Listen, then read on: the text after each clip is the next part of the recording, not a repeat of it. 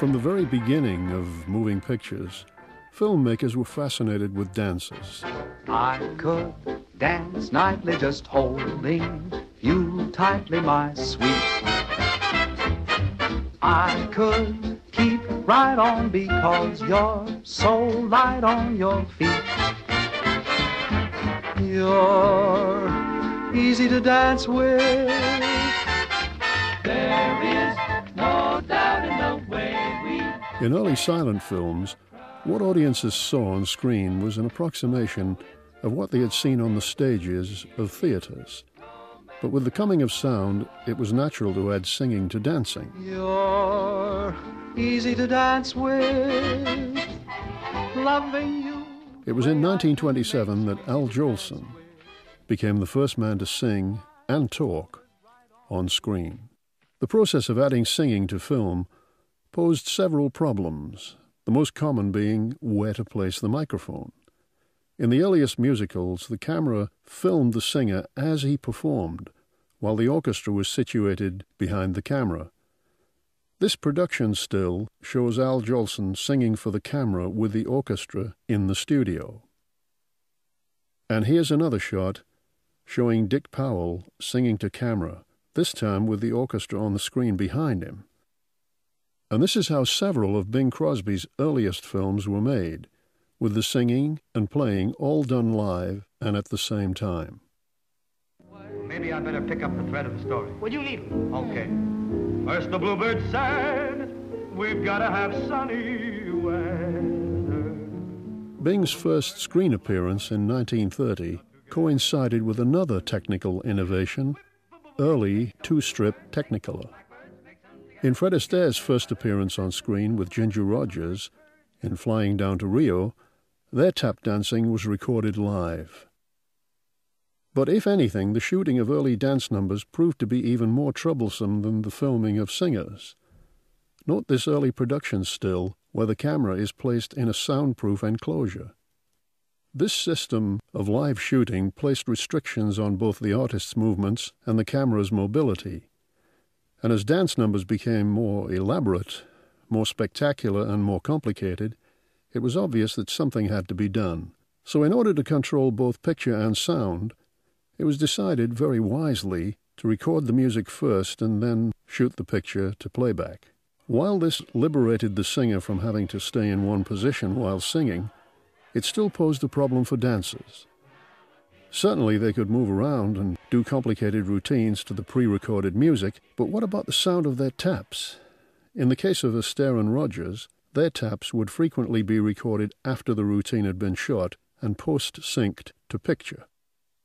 Fred and Ginger were very skillful at this, but sometimes, if Ginger was busy or was needed on another picture, her taps would be recorded by choreographer Hermes Pan in partnership with Fred.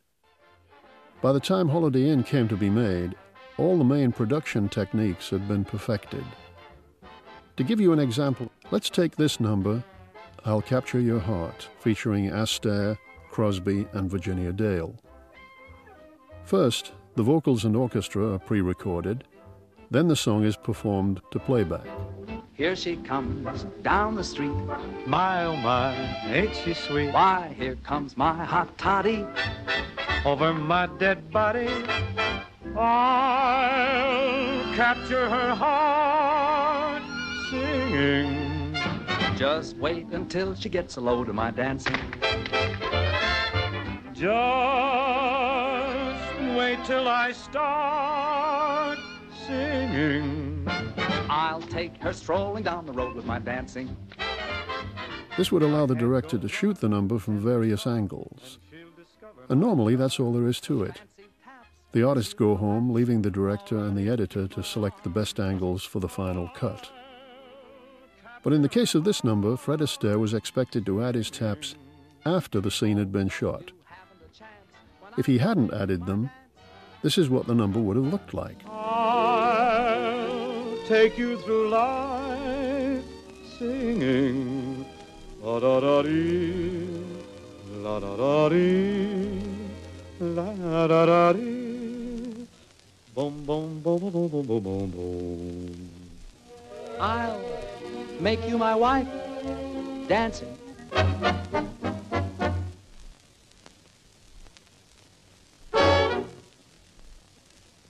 If you could dance instead of sing, I'd learn to love you somehow. If you could sing instead That's the of way it dance, would have sounded under normal playback circumstances. But in fact, it was not shot that way at all. Fred actually added the taps as the cameras turned. It took two microphones strategically placed to pick up the full effect of his taps, one below the camera and one under the bench. Now let's see that again with the microphones turned on. I'll make you my wife, dancing.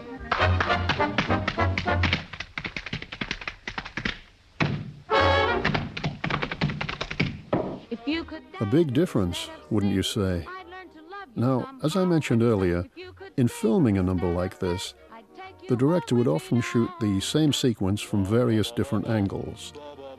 For example, this particular section appears from this angle in the film.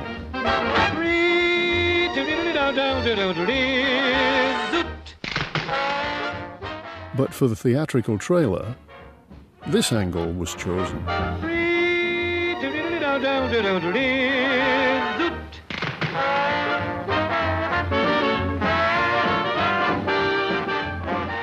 So there you have it, just a brief before and after glimpse of what goes into the making of a movie moment.